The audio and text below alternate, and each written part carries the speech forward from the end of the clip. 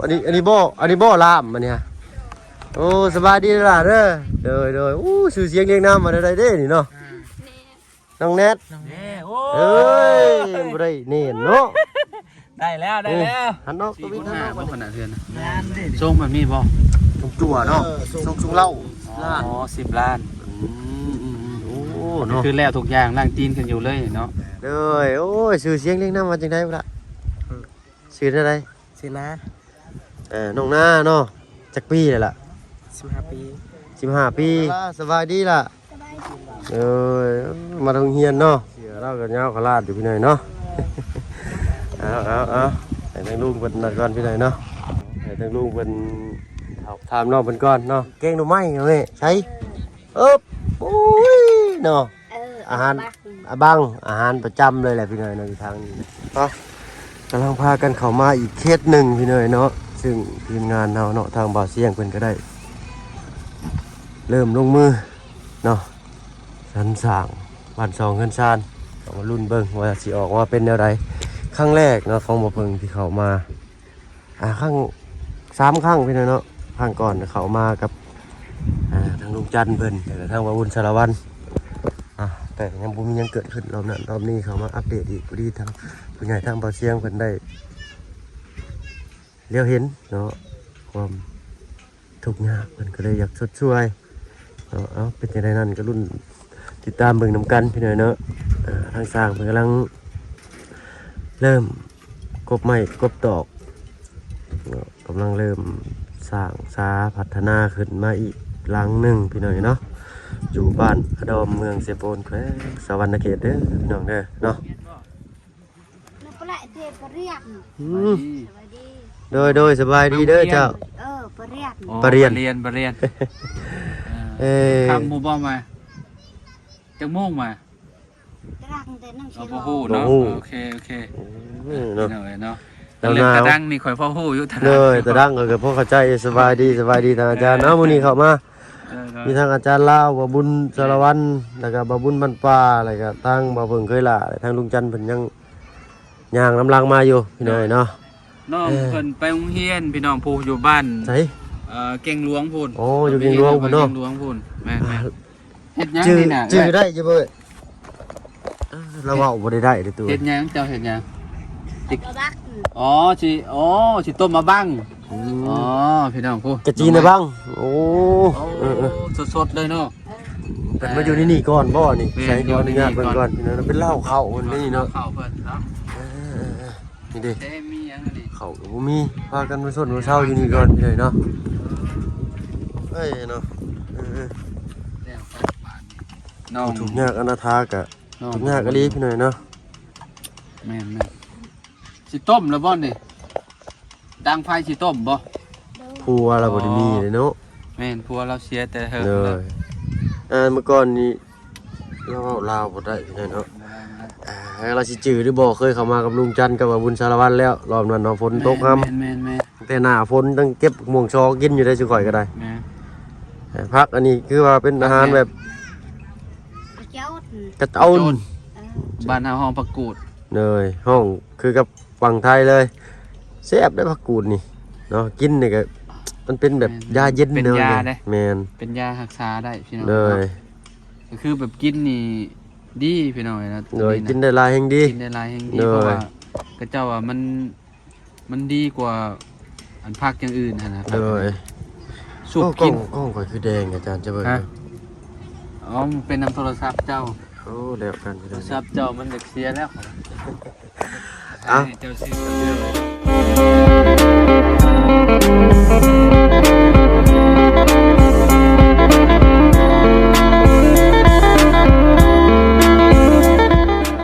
เด้อพี่น้องเด้อเนาะกับทักทายสบายดีผู้ใหญ่ใจดีและ FC เบิร์ดทุกท่านที่เข้ามารับชมช่อง YouTube บ่เบิ่งหลายคือเก่าเนาะ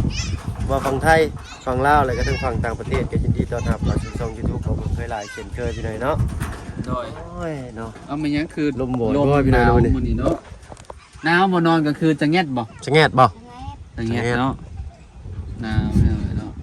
อยู่ใกล้เตาไฟหลายได้มันลวกชิ้นน้อยได้ฮะบนแรกมีแต่เข้าไปถามช่างบนแรกเราเพิ่งเนาะเพราะว่าทางเอื้อยเพิ่นก็ ลมลาวบ่ค่อยได้ปานใดเพราะว่าเฮาล่ามก็บ่อยู่บ่มื้อนี้เด้อว่าจังได๋ ลามใส่นี่ อ้าว แล้ว เจ้าบ่เห็นบ่อยู่ในคลิปแหม อืม น้อง เห็นอยู่ ยังชื่อเพิ่นน้องเน็ตบ่ น้องเน็ตโอ้เน็ตอยู่เฮือนทางนี้เนาะ บ่อยู่ที่เนาะ เอา แต่ว่าเพิ่นน่ะลบลาวได้อยู่อันสร้างนี่นะ โดยเพิ่นยังบ่ได้ฮู้ขนาดได้ยังได้ไปอาจารย์ไป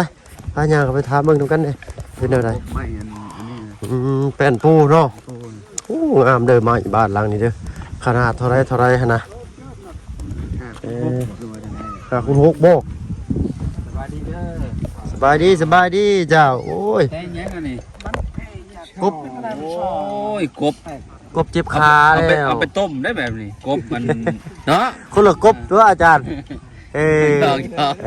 เอาเนาะ กบซอไว้มันแบบ ห่วยคนดีแห่งอยู่ใกล้มันโยกหลายเทื่อหลายอาจารย์เอ้ย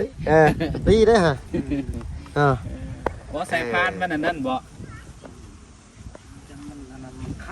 มันข้างเลยเขาว่าบ่จะว่า โอ้มีเนี่ยเขาไป ลูกมันแตก ลู บ่ ก จ๊ะ แตกบ่ จงใส่บีมันแตกกันนี่น่ะมันติดเลยนี่ โอ้เท่านั้นก็แป้งกบบ่แล้วก็ได้ บาดนี่เฮ็ดได้บาดนี่เนาะ สิแล้วบัดนี้เนาะ แล้วนี่ แล้วกันพี่น้อง เอาอัน นะ นี้มันเอาใส่พานมันออกก่อนวะมันติดตรงนี้พอเนาะเอาเนาะ โอ้มันบีแตกแล้ว มัน นะ หมุนบ่ได้ได้บ่เพิ่ง บีมันแตกแล้ว ดีมาแตกแล้ว หันเอาออกบ่ได้บ่ทกเหลี่ยมหันบ่ตอกมาแล้วทางนั้นอ้าวทางลุงจันทร์เข้ามาพี่หน่อยเนาะมาเบิ่งนำกันพี่หน่อยเนาะ มันติดตัวนี้เนาะอ๋อหมุนหมดเลยนี่ โอ้ต้องเอากระบิดแปรคมๆมาซับเห็นเป็นร่องแล้วก็ แม่น สกัดออกก่อน ตัวแบบอันนั้นมาให้มันเป็นร่องอีกก่อน บ่ได้มีแต่ไปให้สร้างเพิ่นเชื่อมหัวน็อตใส่แล้วก็หันเอาเด้อกระบิดแปรซับเด้อพ่อซับเป็นห้องมาแล้วก็ซับออกได้อยู่ เอาแบบตัวหัวแปรมีบ่ตัวหัวแปรเนี่ยมาซับลงให้มันเป็น เอ้า ก่อน ใช้อาจารย์ฟังน่ะก็แป้งนั่น แปลงคือกัน แม่น เฮ้ยบัดเดียวเลย เทบัดเดียว2หน่วยเลย แล้ว ซื้อเครื่องใหม่แล้ว กันโอ้ยเนาะ จับผีฮะ บ่ได้จำพี จับผีใน โอ้บ่ได้บอก จับผี บ่ได้บอกบ่ได้ครอบเจ้าที่เพิ่นเนาะ เพราะว่าบ่มีไก่เอาละ บ่มีไก่บ่ เจ้าของเพื่อน เจ้าของเฮือนบ่มีไก่บ่มีหยังเลย ต้องครอบตรงหยังเพิ่น เอ เนาะ อต้องขอบก่อน เลยโอ้ยเนาะเอาคอยงัดเด้อาจารย์หักปอกเด้อบ่ได้แม่นเล็กเด้อ มันเป็นขางเนาะ แม่นเลย เป็ เป็น น โย โย ม ม เป็นโยมบ่แม่นอาตมาได้เป็นโยมเป็นผู้ออกไปออกนี่ละ มันหมุนบ่ได้เลย มันแต่คือว่าและอันเด้บ่ได้ บ่ได้อะ ตัว ตัว นี้ นี้หมุนอยู่ตัวนี้ ตัวนี้มันแตกบีตัวนี้แตกอันนั้นเป็นบีมอเตอร์มันน่ะนะ บีตัวนี้แตกนี่ เหนื่อย นี่บีมองนี่มันนี่ นี่เราต้องวิทย์แปรคืออันว่าชับปกแล้วก็สกัดออกบัด มันไปบ่ผมมี โอ้ยคือเป็นแดงๆอันนั้น ไปเอาออกกันนี่ได้บ่ มันคือ ฮะ มันออกเสียบจริง แล้วเจ้าสิเอาสายพานมันออกบ่ ๆแม่นแม่น อืม แล้วว่าจะออกฮะ บ่ได้อาจารย์ต้นเอาล็อกมันได้อีงัดใส่นี่ ว่าก็จำแล้วถามเขาบ่มีไก่เอาละ บ่ได้จำยีดจำโคงยังจำเนาะ เอา เดียวกัน บ่ครอบเนาะ บ่ขอบ ครอบเพิ่นคือว่าแล้วถือแบบถือทางนี้ก็ต้องแบบทำตามมาแล้วพี่น้อง ทางนั้นได้จ้ะทางนั้นก็ ถ่ายพร้อมกันเลยเนาะพ่อ เอ เนาะ อพร้อมกันเลย บ่น่าเชื่อเนาะ โอ้โนอาจารย์ ว่าบ่เชื่อก็ต้องเชื่อเลยเนาะ แต่เสีย ตายพ ไป ร้อมกัน ก็น่าอยู่ได้นี่ บ่กบอยู่ดีๆมันดับไปเลยบ่ บ่ทุกแบบถึกตะปูถึกกันนั่นถึกเหล็กหมด อ๋ออ๋อ อ๋อคือมีเล็กมีหยังถือนี่เนาะ แม่น กบถึกเล็กบ่เนี่ย บ่ได้ถึก บ่ได้มีเหล็ก โอ้ เริ่มโลด บ่ได้มีเล็ก บ่ได้มีเหล็ก เราว่าคือมันถึกเล็กนี้เนาะมันดังการแล้วเนาะ ยากเลยพี่น้อยเนาะ เอาหมุนดูพ่อ หมุน หมุน หมุน ไอ้นี่หมุนตัวนี้นี่ มันตัวนี้บ่ได้เลยลูกเอ้ยมันสั่นโพดนะ มันสั่นพูดนี่นะคอยว่าจะสกัดเอานะฮะถอดและปลักไฟนะ ทอดแล้ว บ่ถอดโลไฟดูดเท่าได้นี่ เห็นได้อาจารย์เด้ หมุนเนื้อเท่านะ อาจารย์อ๊บ เป็นได้ เป็นได อย่าจื้อบาดนี่เฮ็ดดีจังบักสัง อือ ตัวนี้นะเพราะว่า โอ้ กบเพิ่นนี่บ่มีฮอดน็อตจักโตเลยเนาะ ดูเราหันออกเด้ อ๋อหันออกที่นี่เนาะต้องถอดเด้ออกนี่ เฮ้ยเบิ่ง มันข้างตัวนี้เลยข้างตัวนี้ อั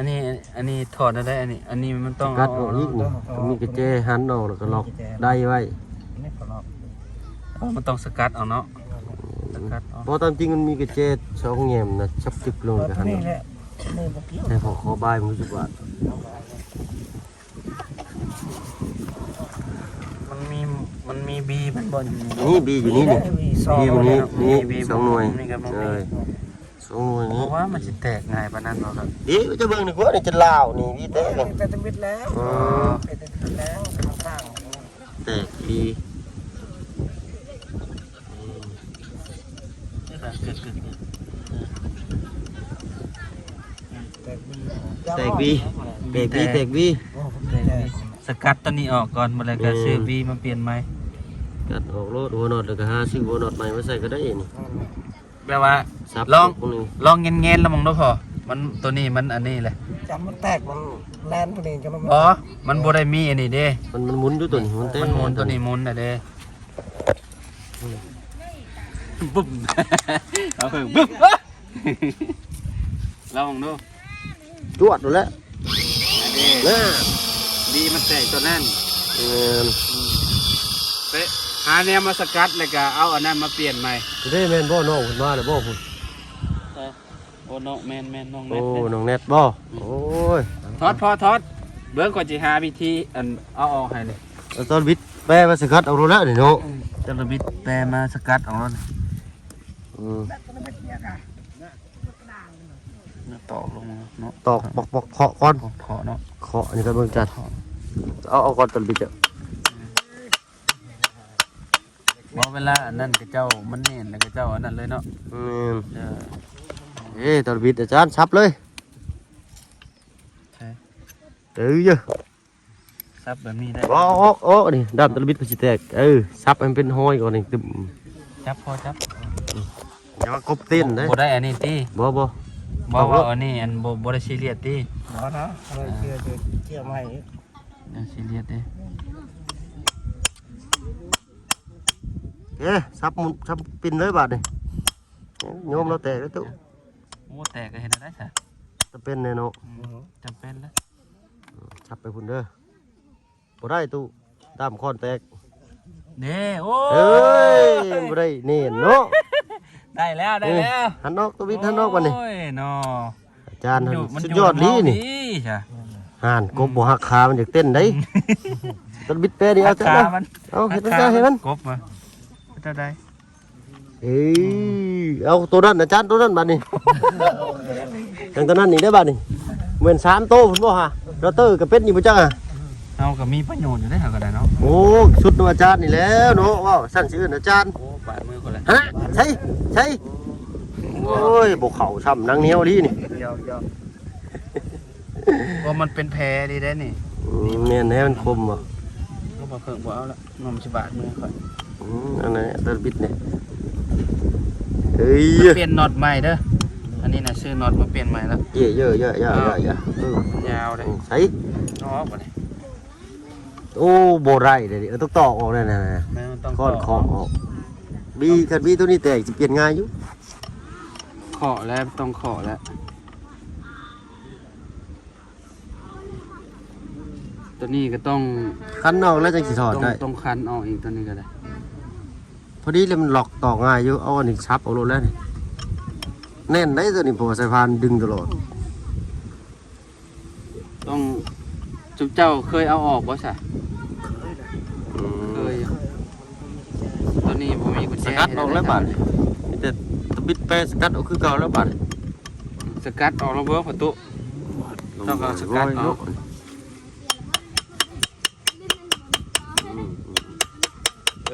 นี่เด้มันขยื่นเลยพ่อดิ โอ้บีตัวนี้เตะ นี่มันขยับแล้วนี่ มีแนวข้าวจังเนาะ ต่อรถอันนี้ดิสิออกเลยดิอันนี้ต่อมาแล้วบ่ได้เลย สุดแล้วจะต้องหันน็อตออกแล้วบาด เ ปินได้แล้วฮะ โอ้เด้ โอ้อันนี้ก็รุดโอ้ ปั๊บบัดนี้หันตัวนี้ออกก่อน โอ้เล็กมันต่ำเลยมันนั้นต้องเปลี่ยนอันนี้ไหมบาทนี่เปลี่ยนใบมีดเลย ยันแบบว่า ดีบ่ได้แตก บ่ยันใบมีดมันยาวเกินเนาะมันยาวแล้วมันมาตามกับตัวนี้ โอ้ เพราะว่ามันนี่เด้แม่นนี่ใบมีดมันยาวมันตามกับอันนี้เฉพาะแล้วก็กวาดหล่นเนาะ เกือบได้อันนั้นเนาะ เกือบ แต่เปลี่ยนแต่ใบมีดกับอันแนวประกับจับอันนี้มันซื่อใช้อาจารย์ไปเบิ่งตัวนั้นไปบัดนี้ ไปต้องให้อาจารย์ล เบิ่ ง งสิเป็นแบบใดน่ะ แล้วเพิ่นยังแปลงชามโต้กรุบเรา เสียเบิดบ่ เรียบร้อยหั่นน่ะ เบิ่งตัวนี้ก่อนเนาะเอาไปทางใดเบิ่งตัวนี้ก่อนเบิ่งก่อน กบจนจะหมดแล้วไหมเนี่ย แล้วจน สิแล้วแล้วเนาะ สิแล้วเลยเนาะ เดี๋ยวสิได้ละ ทำกับนี่เนาะ ทางน้องเพิ่นมาแล้วไปหน่อยเนาะเอา ทางน้องดาราก็มาแล้ว น้องดาราเพิ่นนี่เพิ่นสิเว้าลาวได้อยู่เนาะ เล่าเลย เอ้าอันพ่อสร้างขนาดเฮือนนี่เพิ่นว่าจักเม็ดคูณจักเม็ดก็ เรื่องที่ว่า โดย มัน4 คูณ 5 4 คูณ โอ้ 5 4คูณ5 เอาว่า สิได้ 5 แบ คูณ บ 6ใช่ดอก สิได้แบบบ้านน้องต้นกล้าแน่นอนตามเบิ่งอยู่ได้เพิ่นเฮ็ดทรงได้บ่โมเดิร์นบ่หรือว่าทรงจั่ว เป็นตามได้ ทรงมันมีบ่ ทรงจั่วทรงเหล้าเนาะ แบบเขาว่ามาบอกว่าแบบเพื่อนนางปูบ้าน อ๋อเฮือนน้องปูนานี่ เออ โอ้ ปูนา ทรงเหล้าเนาะเนาะ อัน เอ นี้ อขออนุญาตพ่ออาคาส่งค่าสร้างเพิ่นเท่าไหร่ บ่ได้ฮู้น้ำหมูนะ อ๋อเด้อ คนนั้นเลย ใช้หัวหน้า คนได้หัวหน้าแปลง อันเสือลายครับบ่ โดยแม่นแหละ ยังสิให้คนไปแล้ว ไปยังจะเบิ่งอยู่หั่นอืม ได้แล้วบัดนี้เนาะมีเทปอะไรก็ต่อนี่ครับเนาะไป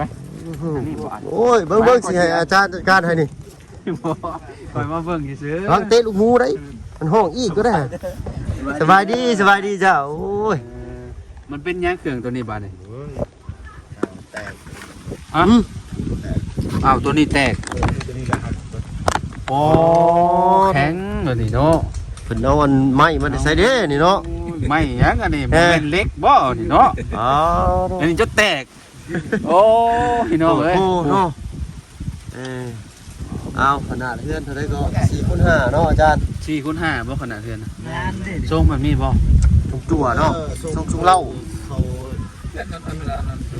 เท่าไหร่ราคาบ่เพิ่งเราจะฮู้ราคาเท่าไหร่ล่ะ 10 ล้าน อ๋อ10 ล้าน โอ้เนาะ คือแล้วทุกอย่างล่างตีนกันอยู่เลยเนาะ เราบ่ล่างบ่ขึ้นบ่ได้บ่ตุ ก็ได้คือกัน เนาะ แต่ว่า เอา มัน เรื่องม่วน เป็นคำศัพท์บัดนี้ เด้อเนาะคำเพ้ยว่าซั่นซะ แม่นก็เจ้ามักเว้าอันนี้เนาะแล้วเบิดทุกอย่างบ่ โอ้10 ล้านถือว่าโอเคอยู่แล้วตัวเนาะสมว่าประควรน่ะลีนี่ ควรอยู่ โดยขนาดจากเสานี่เนาะ6เสา แม่น6ต้น อ๋อใช้ไปเบิ่งกัน ลง ไม่ ไปเบิ่ง ตอก ดู ของ นะ ตาเพิ่นก่อนเนาะโดย ยังเหลือบ่หลายเนาะไม่ใช่แล้วเด้อเนาะ อู้ลมแน่พี่น้อยเนาะ บ่แหละ เออ เปลี่ยนก่อนเนาะ ใช้อันนั้นพ่อบ่อ้ายเพิ่นน่ะอ้ายน้องดาราบ่น่ะ แม่น เออโอ้เนาะเรายืนคอยทางอยู่ปอจุไหนอันนี้พี่น้อยเนาะเอาผู้ชายเนาะโอ้ยเคยเห็นแล้วพี่น้อยเนาะอยู่ในช่อง Facebook บ่าวอาโกยเพิ่นเนาะสูบขี้มูกมาแต่ไกลอู้ดูเนาะสบายดีบุหลาสบายดีเด้อโอ้ยชื่อเสียงเรียงนามว่าจังไดบุหลาชื่อเท่าใด สินะ น้องหน้าเนาะจักปีเลยล่ะ 15 ปี 15 ปีได้ไปเฮ็ดเวียกเฮ็ดงานอยู่บ่ล่ะ บ้านอยู่เฮือนในไปอยู่สวนเนาะ อยู่สวนเนาะอยู่เฮือนจักคน เพิ่นค่อย เด้อ 6 6คนฮู้อยู่บ่ไผมาเฮ็ดให้นี่ชื่อเพิ่นเท่าใดบ่แม่นเบาเสียงบ่ แล้วบ่เสียง เลยเนาะเคยเห็นจุมาอยู่บ่เคยเห็นบ่ แม่นแล้ว เมื่อก่อนนะอ้ายเขามาตอนเฮือนอยู่เจ้าน้อยๆอยู่นี่นะ แต่เจ้าบ่อยู่สมัยเขามาเอาเครื่องอยู่ของกินมาให้น้องเจ้ากับแม่เจ้าเคยเข้ามาอยู่เนาะบ่เคยเห็นชุอ้ายลีนี่บ่เคยเนาะเอาเนาะเบิ่งก่อนอ้ายสิย่างไปเบิ่งอันนี้ก่อนเนาะนี่พี่หน่อยเนาะอันนี้เป็นดินเจ้าเองบ่ล่ะชื่อหน้าเนาะจ้ะเนาะอ๋อบ่าวหน้า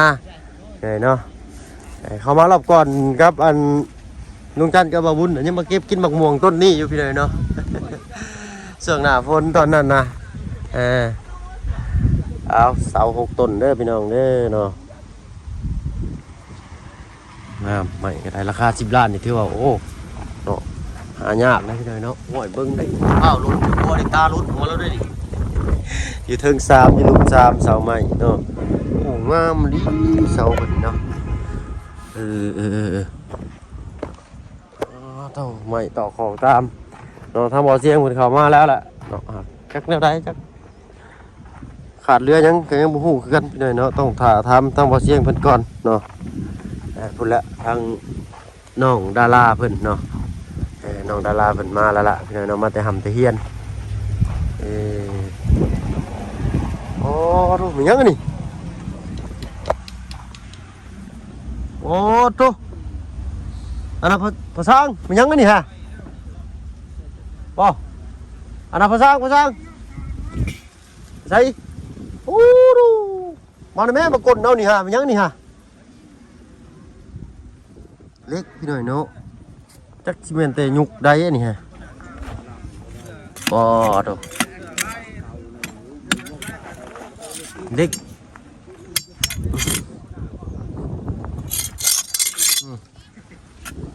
มาไถรถเพื่อขึ้นชิมุนบัดลายเติบนี่เนาะคงเหล่าเงาอยู่